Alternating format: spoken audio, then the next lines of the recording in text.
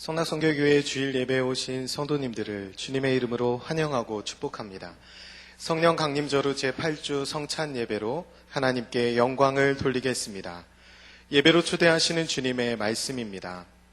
하나님은 영이시니 예배하는 자가 영과 진리로 예배할지니라. 여호와의 인자하심과 인생에게 행하신 기적으로 말미암아 그를 찬송할지로다. 아멘.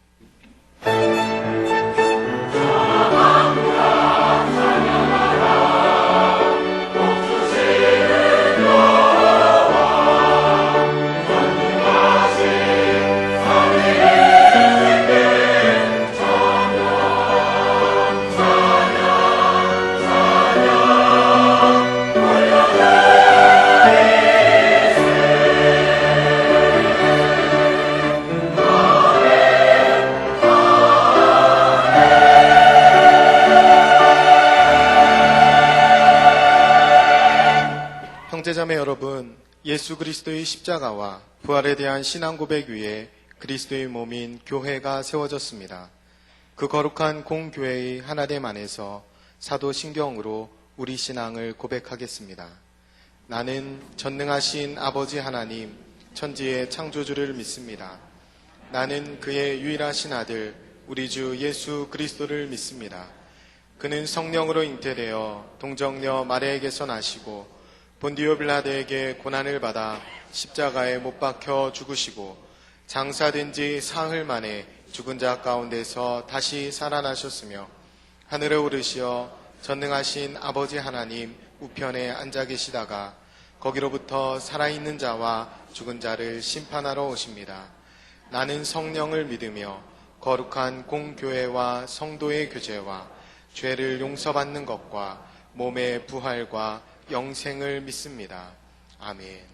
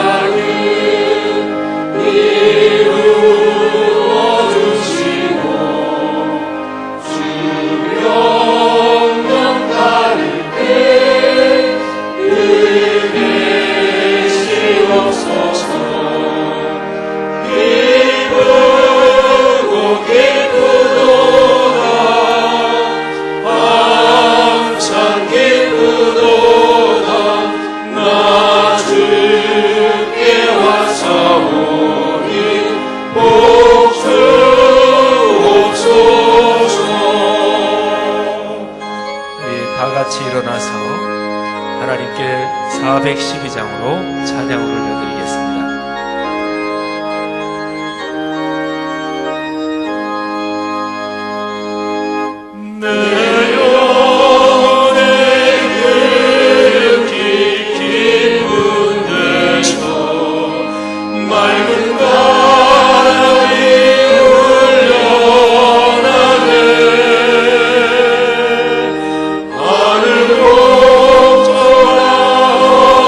언제나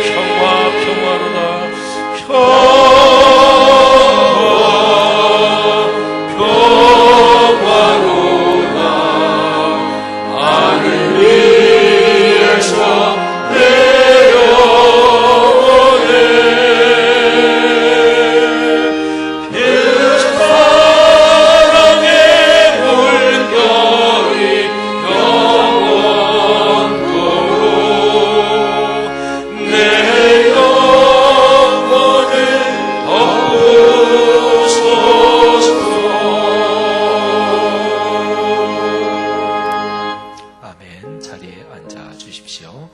우리 다 같이 마음을 모두 하나님 앞에 기도 올리겠습니다.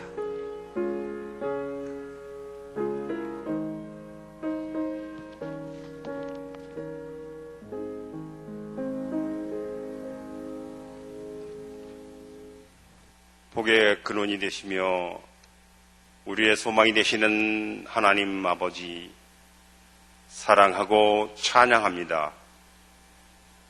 하나님 말씀대로 살겠다고 다짐했으면서 제 뜻대로 살았습니다. 세상 즐거움에 빠져 하나님을 잊고 살았습니다. 용서하여 주시옵소서. 창조주 하나님을 늘 기억하며 청지기로서의 관리자로서의 역할을 잘 감당하도록 은혜 베풀어 주시옵소서. 나의 죄 때문에 돌아가신 주님을 기억하며 오늘 성찬 예식에 참석합니다. 죄로 얼룩진 저희들에게 은혜를 베푸시사 영원토록 살게 하여 주신 것을 감사합니다. 특별히 무더위와 장마 가운데서도 건강하게 잘 지낼 수 있도록 지켜주신 하나님의 은혜 참으로 감사합니다. 나로 인하여 주변 모든 사람들이 평안하고 행복함을 누리게 하여 주시옵소서. 각 가정과 사업장과 직장을 지켜주시옵고 자녀손들을 타고나게 하여 주시어서 자자손손 형통하고 번성하게 하옵시오. 주님의 증인으로 살아가는데 부족함이 없도록 은혜 베풀어 주시옵소서. 좋은 사람들을 만나게 해 주시옵시고 기쁜 소식이 끊어지지 않게 도와 주시옵소서. 교회 학교 여름 수련회와 해외 선교 등 여름에 진행되는 모든 행사에 주님께서 함께해 주시어서 순조롭게 잘 마무리될 수 있도록 도와주시옵소서. 구역예배 방학 동안 건강관리를 잘할 수 있도록 지혜를 주옵시고 하나님의 은혜를 경험하며 늘 승리하는 삶을 살게 하여 주시옵소서. 말씀을 전하시는 지원 담임 목사님 건강하고 지혜롭게 하여 주시옵소서. 가정이 형통하게 하시며 뜻하시는 사역이 역동적으로 이루어지도록 은혜를 베풀어 주시옵소서. 미래의 사역이 더욱 복되게 하시며 세계를 변화시키는 탁월한 영적 지도자 되게 하여 주옵소서. 전하시는 말씀이 우리 일생의 지표가 되게 하옵시고 깨닫게 하시어 변화된 삶으로 증거되게 하옵소서. 하나님 사랑합니다. 찬양합니다. 홀로 영광 받으시옵소서. 이 모든 말씀 우리를 구원하신 주 예수 그리스도 이름으로 기도드리옵나이다. 아멘. 하늘에 계신 우리 아버지, 아버지의 이름을 거룩하게 하시며 아버지의 나라가 오게 하시며 아버지의 뜻이 하늘에서와 같이 땅에서도 이루어지게 하소서. 오늘 우리에게 일용할 양식을 주시고 우리가 우리에게 잘못한 사람을 용서해 준 것 같이 우리 죄를 용서해 주시고 우리를 시험에 빠지지 않게 하시고 악에서 구하소서. 나라와 권능과 영광이 영원히 아버지의 것입니다. 아멘.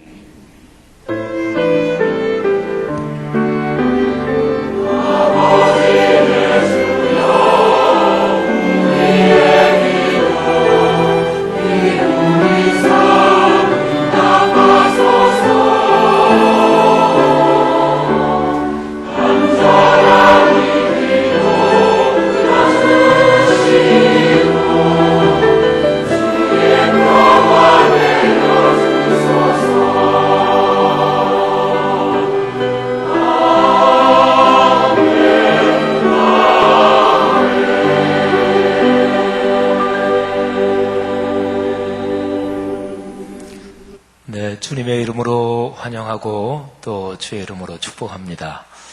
7월 마지막 주일입니다. 한 3주간만 더위 견디시면 그 다음에 더위가 또 그리워질 때가 올 것입니다. 여름 더위에 건강하시고 또 이번 한 주간도 하나님께서 여러분의 가정 또 하는 모든 일에 축복하실 것입니다. 믿음으로 승리하는 한 주간 되시기를 바랍니다. 앞뒤 좌우 분들에게 축복합니다. 잘 오셨습니다. 사랑합니다. 인사 나누겠습니다. 네, 건강하십시오. 우리 중층 계신 분들 주의 이름으로 축복합니다. 고맙습니다. 건강하십시오. 앞에 강단이 좀 바뀌었죠.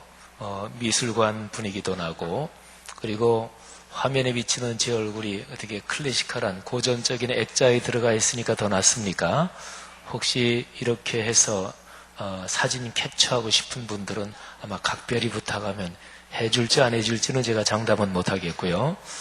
1층부터 5층까지 우리 기독교 역사에서 참 걸작 10점이 전시가 되어 있습니다. 그래서 거기를 쭉 다니시면 스탬프를 찍어줘요. 그 그림하고 똑같이 된 작품하고 저는 10개 다 찍었습니다.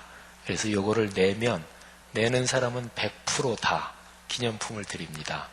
그리고 이거 낸 사람 중에서 추첨해서 이만한 작품에 제가 봤는데 이만큼 큰 작품 전문 인쇄한 거 김남표 화가의 작품을 또 선물로 드립니다.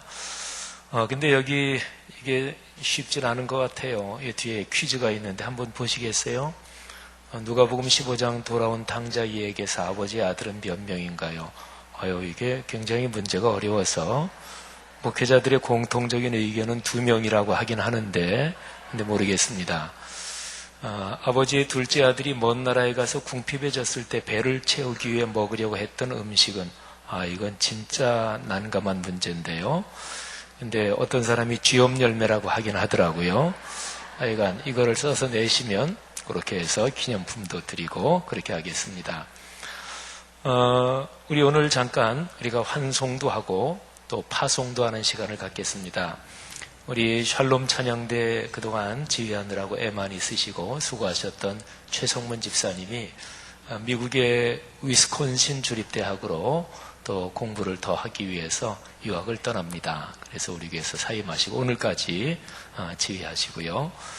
그리고 이미 주보에 광고했던 것처럼 8월 2주간은 우리 최기용 목사님이 하시고 8월 셋째 주일부터 12월 말까지는 객원 지휘자로 장로의 신학대학교 조성환 교수님이 객원 지휘를 하시게 됩니다.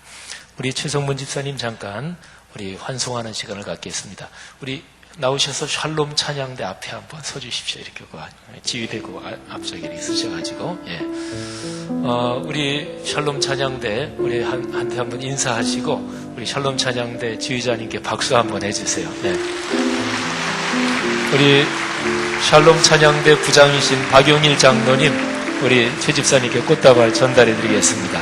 네, 그동안 수고하셨습니다. 우리 재정위원장 유명식 장로님께서 교회에서 드리는 꽃다발 또 전별금 전해드리겠습니다. 감사합니다. 유학 잘하고 돌아오셔서 큰 제목 되십시오. 힘차게 한 번 더 박수해 주십시오. 네, 고맙습니다.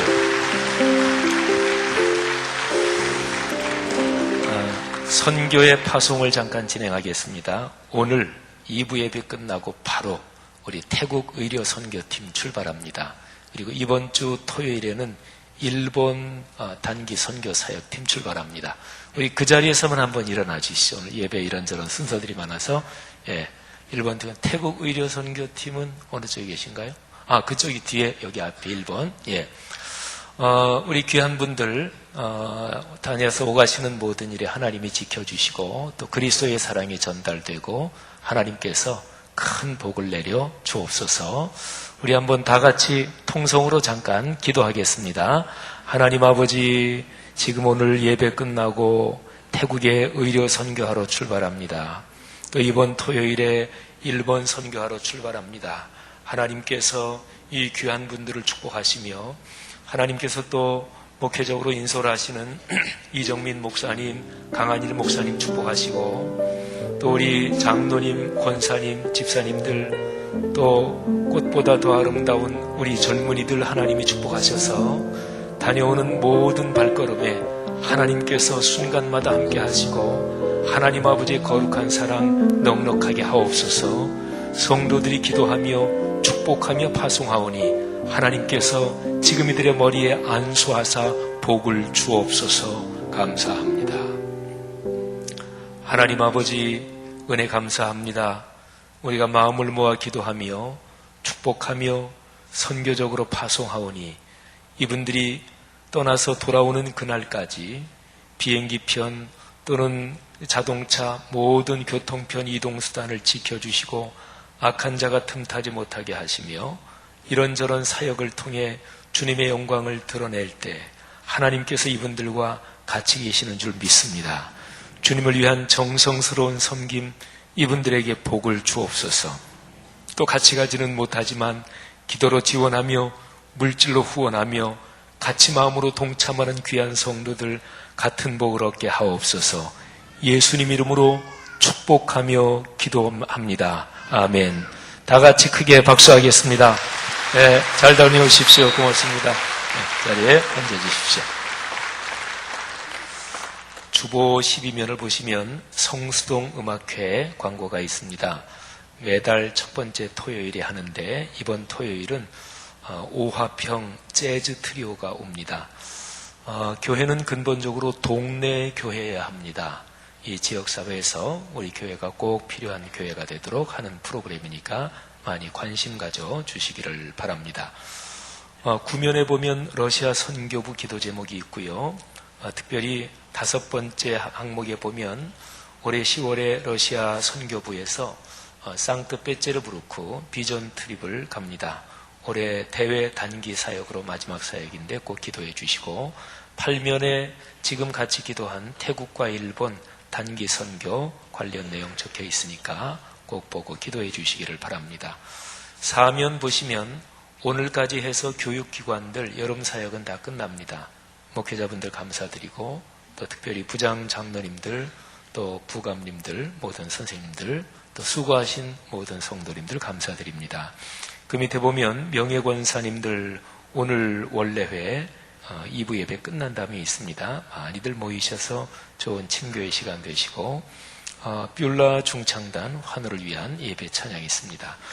3면 보시면 쭉 한번 참고하시되 유아 세례가 8월 27일에 있습니다. 그리고 카페 베아투스 서점 비블로스가 이번 주간에 휴가입니다. 문 열지 않으니까 그렇게 하시고요. 담임 목사와 함께하는 성지순례 내년 5월 달에 있습니다. 많이들 신청해 주시길 바라고 선착순으로 해서 마감합니다. 교구기관위원회 소식 쭉 참고하시되요. 데코미션부에서 2년 전부터 여름철 되면 식물을 판매했습니다. 그래서 식물값 전체를 아예 다 봉헌하고 기증하고 그래서 판매 수익금 전액을 다 헌금하는데 2015년에는 싱크 일본 선교를 위해서 드렸고 150만 원, 작년은 150만 원을 희년 선교사 파송 헌금으로 드렸고 올해는 131만 원 수익금인데 이번에 폭우로 청주, 인천 피해본 지역이 많거든요. 그래서 그 지역에 우리 성결교단 교회 중에서 피해 입은 지역을 위해서 드리도록 그렇게 했습니다. 감사합니다. 또 밑에 소식 쭉 한번 참고하시고요. 그리고 주보 사이에 2017 선교를 위한 헌금 우리가 매년 대외 선교를 위해서 2차례씩 선교 헌금하는데 우리 십시일반으로 같이 또 동참해 주시면 감사하겠습니다. 오늘부터 한 달 동안은 이제 여기 강단이 미술관처럼 이런 세팅으로 해서 계속 예배를 드릴 것입니다. 하나님께서 수고해 주신 우리 류명식 장로님, 또 김남표 집사님 화가시죠. 또 김한신 집사님 연극 또 이런 무대 디자인 전문가신데 또 청년 중에서 정지연 자매 전문 큐레이터입니다. 참 많이들 수고해 주셔서 감사드립니다. 자, 이제 샬롬 찬양대 하나님 앞에 찬양 올리겠습니다.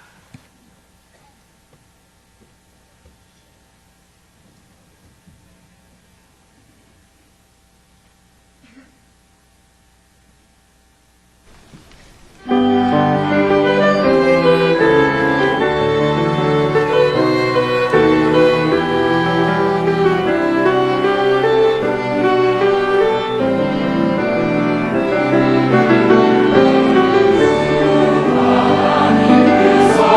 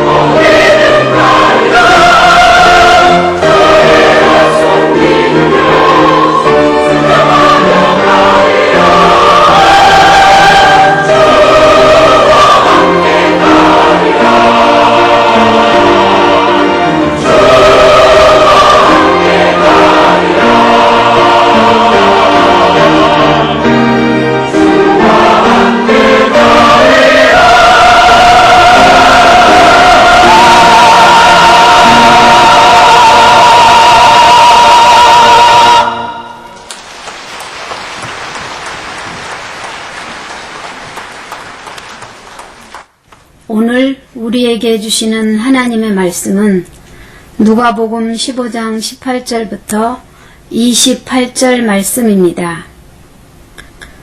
내가 일어나 아버지께 가서 이르기를 아버지 내가 하늘과 아버지께 죄를 지었사오니 지금부터는 아버지의 아들이라 일컬음을 감당하지 못하겠나이다. 나를 품꾼의 하나로 보소서 하리라 하고 이에 일어나서 아버지께로 돌아가니라. 아직도 거리가 먼데 아버지가 그를 보고 측은히 여겨 달려가 목을 안고 입을 맞추니 아들이 이르되 아버지 내가 하늘과 아버지께 죄를 지었사오니 지금부터는 아버지의 아들이라 일컬음을 감당하지 못하겠나이다 하나 아버지는 종들에게 이르되 제일 좋은 옷을 내어다가 입히고 손에 가락지를 끼우고 발에 신을 신기라. 그리고 살찐 송아지를 끌어다가 잡으라. 우리가 먹고 즐기자. 이 내 아들은 죽었다가 다시 살아났으며 내가 잃었다가 다시 얻었노라 하니 그들이 즐거워하더라. 맏아들은 밭에 있다가 돌아와 집에 가까이 왔을 때에 풍악과 춤추는 소리를 듣고 한 종을 불러 이 무슨 일인가 물은데 대답하되 당신의 동생이 돌아왔음에 당신의 아버지가 건강한 그를 다시 맞아들이게 됨으로 인하여 살찐 송아지를 잡았나이다 하니 그가 노하여 들어가고자 아니하거늘 아버지가 나와서 권한대. 아멘. 아멘. 오늘 여름 성경 주일 광고 하나가 잠깐 빠졌는데 한시 예배에 그때의 이 10점 작품을 전문 큐레이터가 다 설명해 드립니다. 그리고 한시 예배가 거기가 이제 추첨도 그때 하거든요. 그러니까 2부 예배 참석하신 분들도 한시고 모임에 같이 참여해 주시기를 바랍니다. 원래 3부 예배, 한시 예배도 끝나고 한 2시 반이나 3시에 하려고 했는데 그냥 늦을 것 같아서 3부 예배를 그렇게 활용해서 하니까 꼭 참여해 주시기를 바랍니다.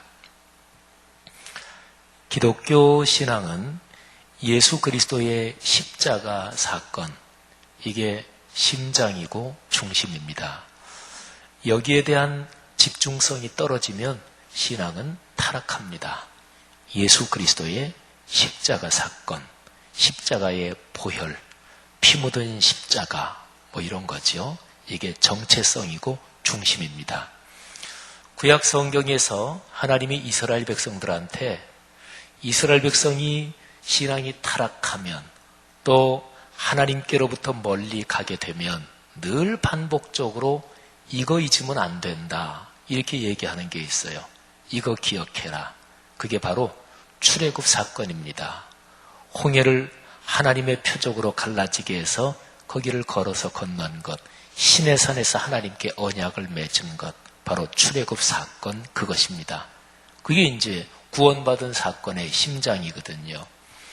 신약 성경에서는 교회에 문제가 생길 때 또는 성도들에게 어려움이 있을 때마다 권면하는 게 있는데 하나님의 자녀가 된 것, 예수 그리스도의 십자가를 기억해라. 이거 잊어버리면 안 된다 하는 것입니다. 늘 그거를 반복적으로 강조하지요.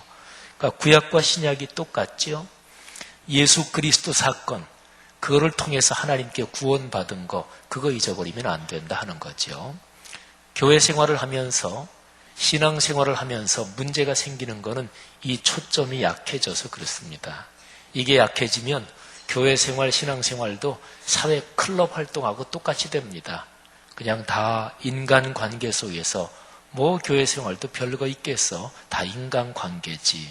근데 예수 그리스도의 십자가 사건에서 경험한 은혜, 죽을 자리에서 구원받은 그 사건, 그거는 이제 저 멀리 자꾸만 희미해져 가는 거지요. 십자가 사건이 중심에 있고, 그런데 그것만 가지고 다 되는 건 아니고요. 그거를 중심에 놓고 그 다음에 범위가 외연으로 확장돼야 됩니다. 예를 들면 경제, 사회, 정치, 문화, 예술 모든 면에서 기독교인은 리더십을 발휘해야 되고 교회 공동체는 사회와 역사, 문화, 시대 정신을 이끌고 가야 돼요. 예수 그리스도의 십자가 사건이 중심이라고 해서 거기에 고립되고 개토화되고 사회랑은 무관한 이런 교회가 돼서는 안 됩니다. 그러면 사회적 리더십을 잃어버리죠. 그래서 교회는 예수 그리스도의 십자가 사건 그 시각으로 문화, 예술 이쪽에서도 리더십을 발휘해야 돼요. 미술, 음악 또는 이런저런 작품들, 건축 또는 뭐 이런저런 모든 분야에서 리더십을 발휘해야 되는 거죠. 우리 교회가 한 2년 전부터 작년 여름 성경학교를 하는 거예요. 근데 주일 딱 하루를 여름 성경 주일. 올해는 주제가 성서와 명화입니다. 2000년 기독교 역사에서 성경에 나오는 내용을 소재로 만들어진 미술 작품들 중에서 걸작 10작품을 우리가 감상하고 또는 더 깊이 묵상하는 거죠. 오늘 제 설교에서는 렘브란트라는 화가가 1600년대 후반에 그린 탕자의 귀향, 바로 누가복음 15장에 기록되어 있는 탕자의 비유, 그 얘기를 소재로 해서 그린 그 그림이 오늘 제 설교의 소재요 또 중심 내용입니다. 어떤 집에 아들이 둘이 있었습니다. 둘째 아들이 불효자였습니다. 아버지가 아직 돌아가시지도 않았는데 아버지가 돌아가시면 제게 주실 유산을 미리 주십시오. 이거는 아주 못된 거죠. 아버지가 유산을 줬습니다. 얼마 지나지 않아서 그 유산을 다 정리해가지고 먼 나라로 떠났습니다. 거기에서 그 많은 돈을 펑펑 쓰면서 신나게 즐기며 인생길을 걸어갔습니다. 돈 많을 때는 친구도 많았겠고 또 이러저렇게 삶이 참 재밌었겠죠. 근데 돈이 떨어지고 점점 빈곤해지면서 친구들도 떠나갔고 나중에는 절박한 상태가 돼서 먹을 것도 없었습니다. 먹기는 해야 되겠고 그래서 어느 집에 가서 돼지 치는 일을 했습니다. 유대인들의 문화 사고방식으로 돼지는 하나님 앞에 부정한 짐승이었기 때문에 돼지 치는 일을 하게 됐다. 그 얘기는 인생 끝까지 갈 때까지 다 갔다. 이런 거를 뜻합니다. 근데 그래도 천만다행이었습니다. 이 탕자가 거기에서 깨닫습니다. 깨닫고 그리고 돌이켜서 집으로 돌아가기 시작합니다. 내가 아버지께 죄를 지었다. 하늘의 죄를 지었다. 깨닫는 것은 참 중요합니다. 그런데 또 하나 깨닫고 돌이키는 것, 행동하는 것 참 더 중요하죠. 이 아들은 집으로 갑니다. 아버지를 만나 뵙고 아버지, 저는 아들의 자격이 없습니다. 그냥 집에 종, 품꾼의 하나처럼 생각해 주시고 그렇게라도 해주시면 고맙겠습니다. 이렇게 말씀드려야지 하면서 집으로 돌아갑니다. 그런데 이게 웬일입니까? 아직 집이 저 멀리서 보이는 그 정도인데 벌써 아버지가 둘째 아들을 보고 집 밖으로 달려나와서 그 아들을 맞이합니다. 품에 끌어안고 그리고 새 신발을 신기고 그리고 손에 가락지를 끼우고 살찐 송아지를 잡아서 잔치를 벌입니다. 둘째 아들은 그저 집에 품꾼 하나처럼만 생각해도 감지덕지하다 생각했는데 전혀 예기치 않은 아버지의 환대 그리고 뜨거운 사랑을 체험하는 거죠. 첫째 아들이 밭에서 일하고 있다가 이제 집으로 돌아오는 길이었습니다. 음악 소리가 들리거든요. 종들한테 물어봤어요. 무슨 일이냐? 예, 둘째 도련님이 돌아오셔서 주인 어른께서 기뻐하면서 잔치를 열었습니다. 이 첫째 아들이 화가 나서 집에 들어가질 않습니다. 그 종이 주인 어르신께 보고했겠죠. 아버지가 나와서 야, 왜 그러느냐? 들어가자. 첫째 아들이 얘기합니다. 아버지, 제가 아버지께 얼마나 충성을 했습니까? 집안일을 얼마나 성실히 제가 잘했습니까? 제가 아버지의 명령을 어긴 것도 없고 참 열심히 일했는데 아버지께서 언제 저하고 친구들을 위해서 이렇게 잔치를 베풀어 주신 적이 있었습니까? 둘째 아들은 분노하고 있는 거죠. 그때 아버지가 이렇게 얘기합니다. 예, 내 동생은 죽었다가 살아난 거하고 똑같다. 야, 들어가자. 성경은 첫째 아들이 집으로 들어갔는지 그 사실은 기록하지 않고 있습니다. 1600년도 후반에 렘브란트라는 화가가 이 둘째 아들이 집으로 돌아와서 아버지하고 포옹하고 있는 바로 그 장면을 그림에 담았습니다. 유명한 작품이죠. 한번 보실까요? 탕자의 귀향이라고 하는 이 작품은 많은 사람들이 알고 있고 또 굉장히 유명하지요. 이 작품을 한번 가만히 보십시오. 이 작품에서 아주 커다란 주제는 공감과 포용, 그리고 다른 한편으로 대립과 단절. 그러니까 한쪽으로는 공감하고 포용하고 이거는 사이가 좋은 거죠.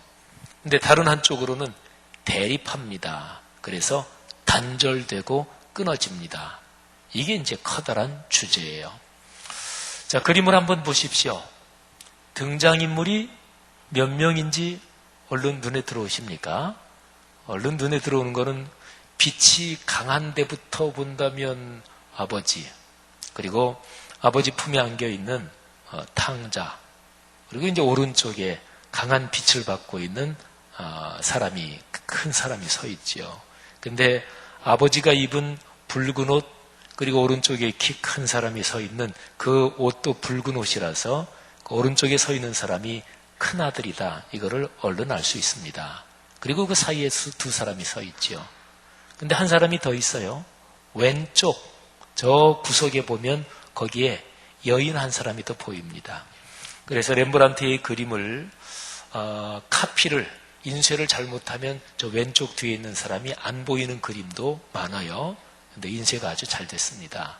왼쪽 거기에 희미하게 여인 한 사람이 서 있고, 그래서 다 해서 이제 6명이 등장하지요. 이 그림에서 발, 그리고 손, 이것은 굉장히 중요한 포인트입니다. 먼저 발을 볼까요? 둘째 아들 탕자의 발 얘기입니다. 왼발은 신발이 벗겨져 있죠. 옆에 신발이 놓여 있어요. 그리고 왼발, 발바닥이라기를 보면 상처투성입니다. 저를 비춰주는 조명은 조금 더 약하게 해주셔요. 그래야 그림이 훨씬 더 잘 보이죠. 그리고 오른쪽 발은, 신발은 신고 있는데 뒤꿈치 쪽이 신발이 다 너덜너덜 헤어져서 뒤꿈치에 살이 보이고 있죠. 얼마나 힘들었을까요? 먼 나라로 갔다 그랬는데 처음에 갈 때는 뭐 참 좋게 갔겠지요. 뭐 요즘 말로 말하면 좋은 자동차, 고급 자동차 사가지고 그래서 갔을 텐데 돌아오는 길은 거지가 돼서 돌아왔을 것입니다. 제대로 먹지도 못했고, 그래서 신발은 다 헤어졌고 옷도 거지투성이가 됐습니다. 둘째 아들의 머리가 듬성듬성 다 빠진 것 같은 이제 그런 모습입니다. 발이 참 얼마나 그동안 고생했을까, 이거를 잘 보여줍니다. 이제는 손입니다. 둘째 아들을 안고 있는 아버지의 손을 보십시오. 두 손으로 둘째 아들을 품에 이렇게 안고 있습니다. 그리고 그림을 자세히 보면 둘째 아들이 옷을 입은 아버지의 품에 콱 안겨 있어서 둘째 아들의 머리가 아버지의 품에 깊숙하게 들어가 있는 걸 알 수 있습니다. 아버지가 품에 이렇게 안고 있는 거죠. 근데 아버지의 왼손하고 오른손이 자세히 보면 다릅니다. 왼손은 좀 거칠어요. 그리고 얼핏 보면 남자 손이 분명한데 조금만 자세히 들여다보면 오른손은 왼손에 비해서 훨씬 곱습니다. 그리고 훨씬 약간 조금 길쭉하고, 렘브란트는 화가가 일부러 왼손 오른손을 그렇게 다르게 그렸다는 거지요. 짝짝이처럼. 헨리 나우엔을 비롯한 많은 사람들이 이거는 렘브란트의 분명한 의도가 있다, 이렇게 해석을 하고 또 그렇게 감상을 하지요. 왼손은 남자 손이니까 그는 아버지의 손이 맞습니다. 그런데 오른손은 어머니의 손입니다. 탕자의 비유에서 아버지는 하나님을 비유한 거거든요. 하나님은 부성과 모성을 동시에 가지고 계신 분이다. 이런 렘브란트의 신앙 고백이 여기에 담겨 있는 거죠. 여러분의 삶에서 하나님은 어떤 분이십니까? 어떤 사람이 하나님을 무서운 분이다 이렇게만 생각하고 있으면 그 신앙이 별로 행복하지 못할 것입니다.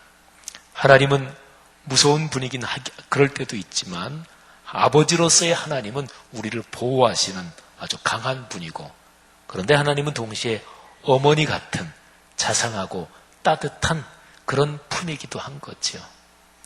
돌아온 탕자를 안고 있는 아버지의 손, 두 다른 손이 그거를 나타냅니다. 자, 그런데 이제 손 하나를 더 보겠습니다. 오른쪽에 빨간 망토를 입고 서 있는 큰아들의 손을 보십시오. 여러분, 아버지의 손은 두 손을 벌려서 아들을 안고 있잖아요. 사람이 만날 때 서로가 공감하고 이해하고 포용하면 손을 내밀어 악수를 하잖아요. 그렇죠? 또 서로가 허그를 한다든지 반가워서 끌어안는다 그러면 두 팔을 벌려야 되잖아요. 근데 첫째 아들의 손은 어떻습니까? 두 손을 꽉 마주 잡고 있습니다.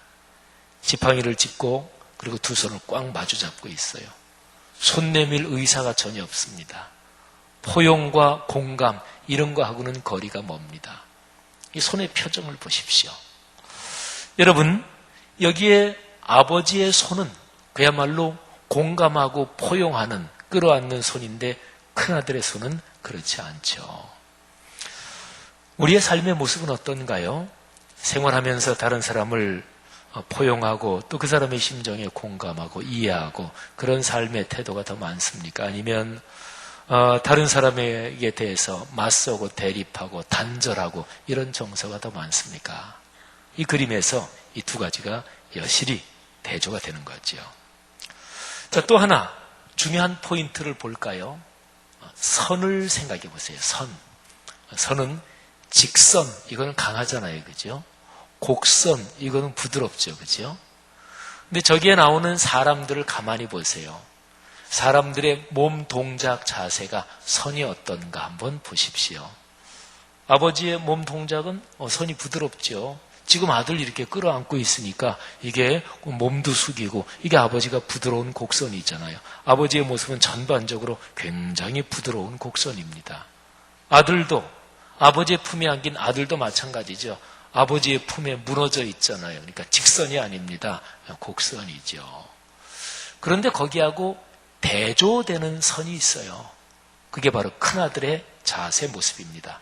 큰아들은 꼿꼿하게 서 있습니다. 그렇죠? 큰아들이 지팡이를 하나 짚고 있어요. 근데 지팡이도 직선이지요. 손은 아까 말씀드렸어요. 딱 잡고 전혀 상대방을 받아들일 손이 아닙니다. 다친 손이고요. 그리고 큰아들의 몸 자세는 아주 꼿꼿합니다. 아주 명백하게 대조가 되죠. 저기에 등장한 사람들 중에서 직선은 큰아들 하나입니다. 나머지 세 사람 잠깐 설명해 볼까요? 가운데 있는 여인은 기둥에 이렇게 몸을 좀 의지하고 그리고 아버지와 아들이 포옹하고 있는 모습, 그거를 굉장한 관심을 기울이고 있습니다.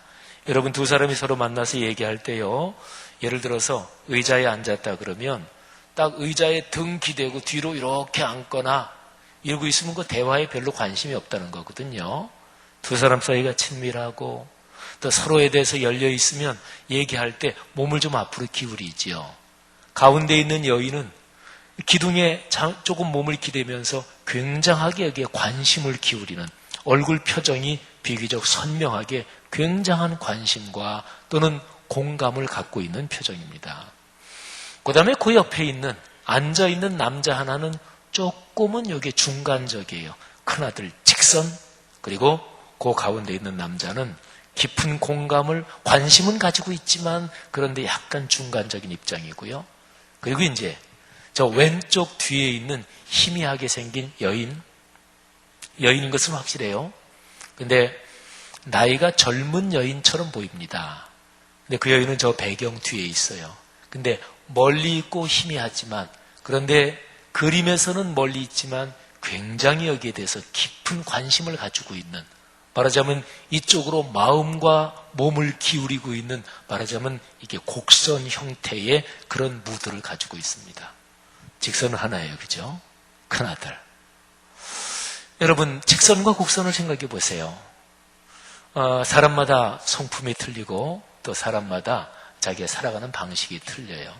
근데 중요한 것은 기독교적인 삶의 방식은 다른 사람에 대해서 호의와 선의를 가지고 다른 사람의 상황에 공감하고 포용하고 도와주고 이해하고 배려하고, 이게 기독교적인 삶의 방식이거든요. 그건 바로 부드러운 곡선입니다. 여러분 자신은 어떠십니까? 혹시 이런저런 여러 가지 이유 때문에 꼿꼿한 직선이 돼서, 그래서 주변 사람을 공감하지 못하는 그런 삶의 모습이 있지는 않습니까? 누가복음 15장에서 큰아들한테 아버지가 야 들어와라, 동생 죽었다 살아난 거하고 똑같지 않느냐 그러는데 그 큰아들이 들어갔는지는 성경에 기록이 안 돼 있어요. 근데 들어갔을까요? 안 들어갔을까요? 한번 여러분이 생각해 보십시오. 들어갔다고는 안 본다. 안 들어갔다고 본다. 근데 그림에서는 어떤가요? 들어왔네요. 그죠? 그런데요, 공감과 포용 그리고 대립과 단절, 이 두 가지를 말씀드렸는데 곡선과 직선을 가지고, 근데 저 그림을 잘 보십시오. 지금 현재 화폭상으로는 같은 공간 안에 있는데 바닥을 보면 렘브란트가 그런 의도를 가지고 했는지 뭐 그것까지는 몰라요. 렘브란트가 이 그림을 그려놓고 내가 이 그림을 이런 의도에서 이렇게 인물은 배치했고 색깔은 이렇게 칠했고 그렇게 해설을 남기지 않았어요. 미술작품이든 음악이든 문학이든 작가의 손을 떠나면 그거는 작가의 의도하고는 다른 공공재가 됩니다. 그래서 감상하는 사람들, 그 문화 비평가들 또는 묵상하는 사람들의 몫이지요. 근데 바닥을 한번 보십시오. 아버지와 그 아들이 포옹하고 있는 그 바닥은 빛이 환하죠. 그죠? 빛이 이렇게 비치면서. 근데 큰아들이 서 있는 그 바닥을 보면 거기는 빛이 없습니다. 그리고 이쪽에 아버지 아들이 포옹하고 있는 그 바닥은 환한데 큰아들이 서 있는 바닥하고의 사이에 직선으로 이게 간격이 있죠. 좀 홈이 파져 있죠. 렘브란트가 그렇게 생각한 건 아닐까요? 이 그림 안에서 큰아들은 그리긴 그려야 되겠고 그렸는데, 그런데 큰아들은 집에 들어오지 않았다. 말하자면 큰아들이 서 있는 공간하고 그리고 아버지 아들이 서 있는 공간하고는 깊은 홈이 파져 있습니다. 그리고 어중간한 남자는 거기에 걸쳐져 있고요. 사랑하신 여러분, 인생 살면서 다른 사람하고 단절되는 것은 결코 하나님의 뜻이 아닙니다. 하나님의 뜻은 공감하고 포용하고 하는 거죠. 마지막으로 중요한 메시지 하나만 말씀드리죠. 이 렘브란트의 작품은 탕자의 귀향입니다. 그러니까 제목으로만 보면 주인공이 돌아온 탕자, 이제 그 사람이 주인공이죠. 그리고 성경 누가복음 15장에 나오는 예수님이 들려주신 얘기인데, 예수님이 들려주신 이 얘기에서도 보통 소제목이 붙어 있기를, 근데 소제목은 성경 자체에 붙어 있는 건 아니에요. 그거는 이제 성경을 이제 해설한 거기에 붙여놓은 건데, 그렇게 크게 하지 마시고 작품을 계속 비춰주셔요. 작품을 다시 크게 해주셔요. 주조정실에서 작품을 다시 잡아주시고, 저를 밝게 비추지 마시고 계속 작품을 비춰주셔요. 근데 사실은요, 이 비유에서 핵심은 그 아버지인데요. 아버지는 하나님을 상징하거든요. 근데 예수님의 이 얘기에서 제일 중요한 거, 그 아버지의 특징이 뭐냐? 아버지는 기다린 아버지입니다. 끝까지 기다리는 거예요. 둘째 아들은 아버지가 자기를 기다린다, 계속 기다리고 있다, 그걸 사실은 상상을 못했어요. 하나님은 계속 우리를 기다리시는 분이다, 이런 거죠. 어떤 부모가 자식을 가장 현명하게 기를까요? 자식을 기르면서 굉장히 막 잔소리하고 해서 공부 그냥 막 몰아서 시키고, 그래서 좋은 대학은 좀 들어가고 좋은 직장도 들어가고 또 결혼도 막 온통 잔소리를 해대가지고, 그래서 부모 마음에 맞는 며느리 또는 뭐 사위를 보고 그랬을진 몰라도 그런 사람 중에서 인생 중반 가면서 망가질 확률은 훨씬 높습니다.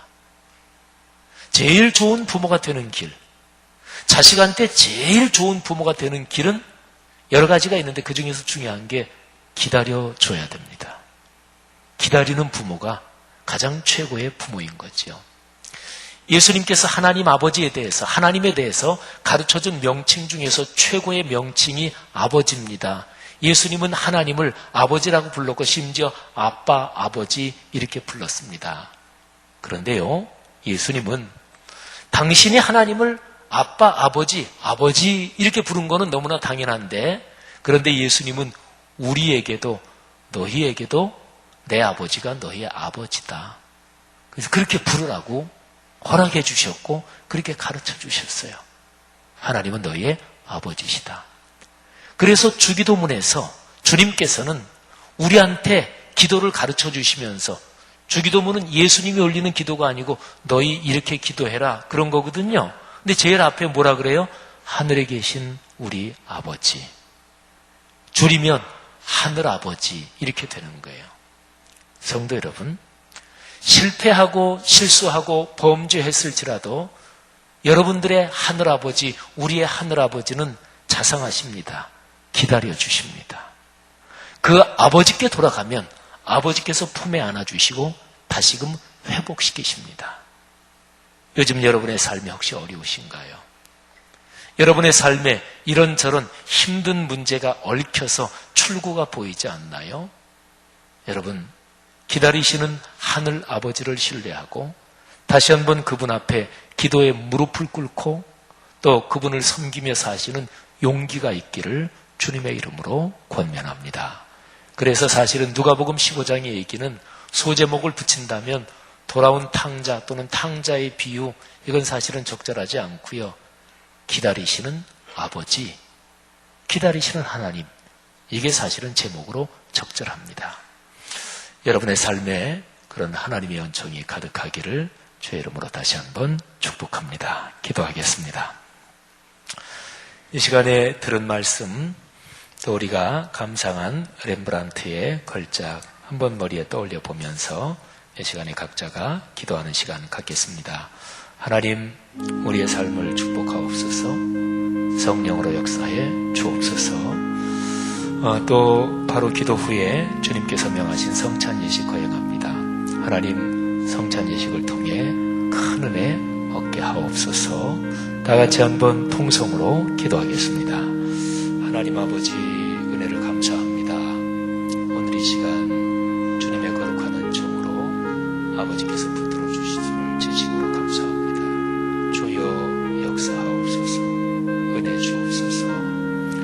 아버지께서 우리 사랑하는 성도들의 삶에 필요한 모든 것을 채우시고, 또 우리가 실수하고 범죄하고 낙망하더라도 하나님께서 우리를 도우시는 그 은총을 경험할 수 있도록 아버지께서 축복하여 주시옵소서. 아버지, 우리 성도들에게 기다리시는 아버지께서 필요한 깨달음을 주시고 돌이킬 수 있는 용기를 주시고 삶의 이런저런 문제들을 헤쳐나갈 수 있도록 모든 힘을 공급해 주옵소서. 주님의 성찬을 대합니다. 아버지께서 이끌어 주셔서 성찬을 통해 떡과 포도주를 통해 표적도 경험하게 하시고 병고침도 경험하게 하시고 하늘의 거룩한 은총으로 채우시기를 간절히 원합니다. 감사합니다. 하나님 아버지, 은혜를 감사합니다. 이 시간에 들은 말씀 가슴에 끌어안고 주 예수 그리스도께서 친히 명하신 거룩한 성찬으로 임합니다. 이 시간에 성도들 마음들을 축복하시고, 마음이 낙마한 사람, 또는 이런저런 어려운 문제 때문에 힘들어하는 사람, 또 이 시간에 말씀을 듣고 깨닫고 다시 한번 결단하는 그런 심령들, 하나님이 성찬에 놀라운 은혜를 주옵소서. 예수님 이름으로 기도 올립니다. 아멘. 주보에 있는 평화의 인사 교독하겠습니다. 성찬위원들은 앞으로 나오셔서 준비해 주시기를 바랍니다. 주님께서 사도들에게 말씀하셨습니다. 너희에게 평화를 주노라. 하나님의 평화와 기쁨이 여러분에게 충만하시기를 축원합니다. 이제 받은 은혜를 생각하면서 다 같이 평화의 찬송을 부릅시다. 평화로다.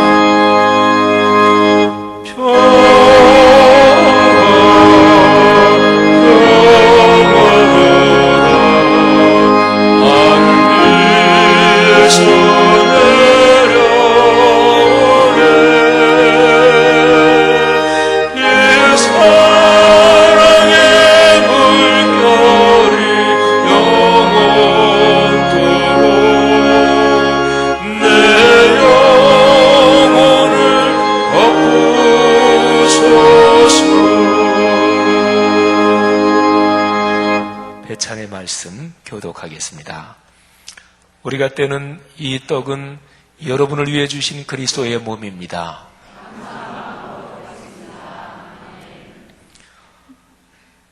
우리가 마실 이 포도주는 여러분을 위해 주신 그리스도의 피입니다. 우리 성찬이 연들 중에서 떡과 잔을 받으시지 않으신 분들은 앞자리로 한 걸음만 이렇게 나와주시면 표시가 되겠습니다. 분병과 분잔의 말씀입니다. 주님께서는 잡히시던 날 밤 제자들의 발을 씻기신 후 떡을 가지고 감사드리신 다음 이것은 너희를 위한 내 몸이니 이것을 행하여 나를 기념하라 하셨으니 이제 우리 다 같이 떡을 나눕시다. 아멘. 떡을 잡수신 후 또 잔을 가지고 이 잔은 내 피로 세운 새 언약이니 이것을 행하여 마실 때마다 나를 기념하라 하셨으니 이제 우리도 잔을 받읍시다. 아멘. 우리 회중 여러분들은 자리에서 일어나셔서 우리 배적위원들의 안내에 따라서 떡과 잔을 받고 그리고 앉아서 기도하시면 되겠습니다.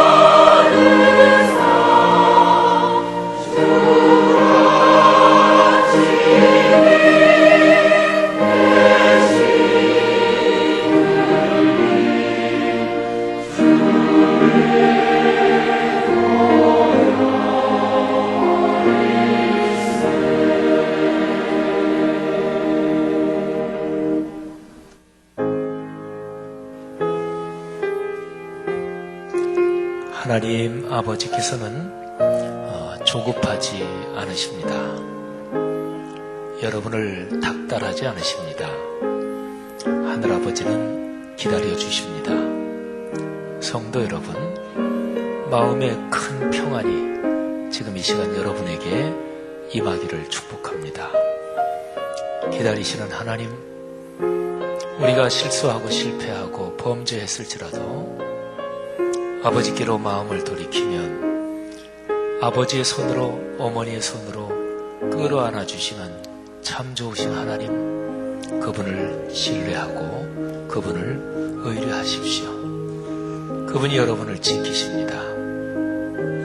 떡과 잔을 통해 그분의 임재를 느끼시고 또 기도하시는 중에 그분의 음성에 귀를 기울이시기를 바랍니다.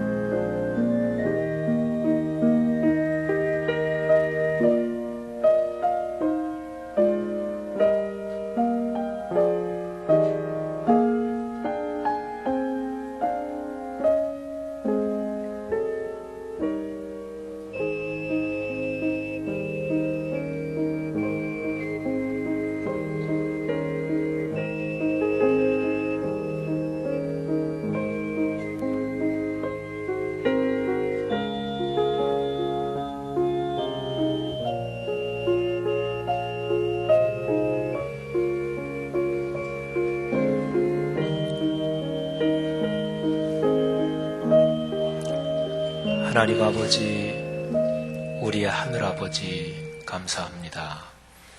우리가 걸어가는 삶의 여정, 그 어떤 상황 속에서도 하늘아버지께서 우리를 지지하고 격려해 주시며 용서하시며 공감하시고 포용해 주시며 다시 새 힘을 주심을 감사합니다.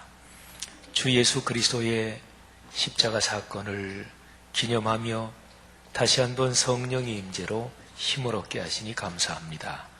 예수님 이름으로 기도 올립니다. 아멘. 결단의 기도 교독하겠습니다. 우리는 그리스도의 몸과 피를 우리 안에 모셨습니다.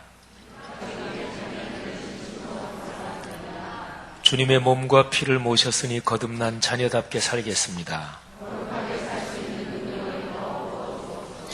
하나님의 거룩하신 성령님을 우리에게 가득히 주시옵소서.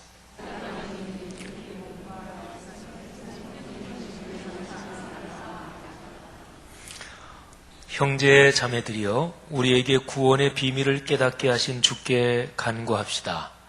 우리를 위하여 이 땅에 오신 예수님, 이 땅에 하나님의 나라가 임하게 하옵소서.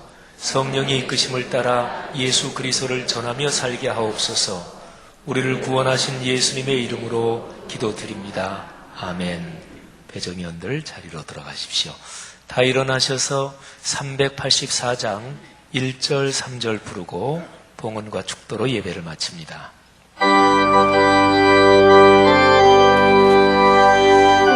우리의 인생 여정 나가도록 동행하시는 주님을 찬양합시다.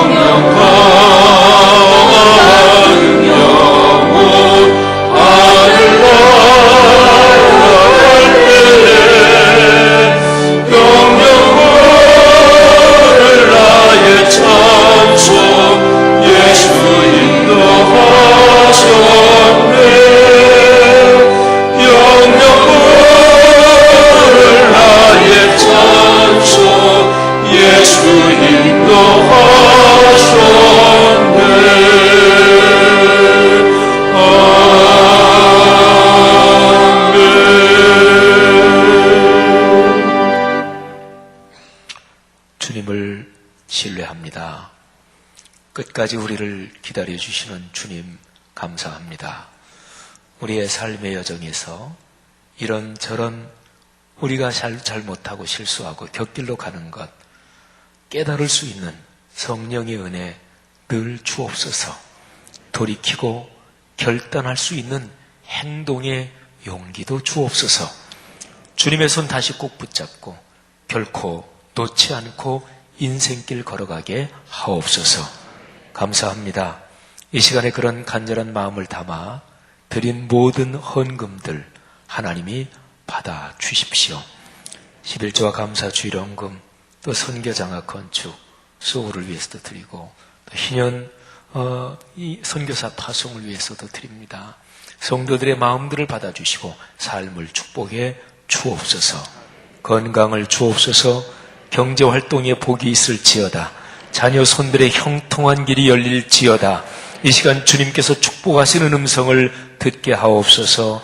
예수님의 은혜와 하늘아버지의 사랑하심과 아버지같이 어머니같이 우리를 축복하시는 성령 하나님, 우리와 임재하시는 주 하나님의 동행하심이 지금부터 영원히 같이 계시기를 축원하옵나이다. 아멘.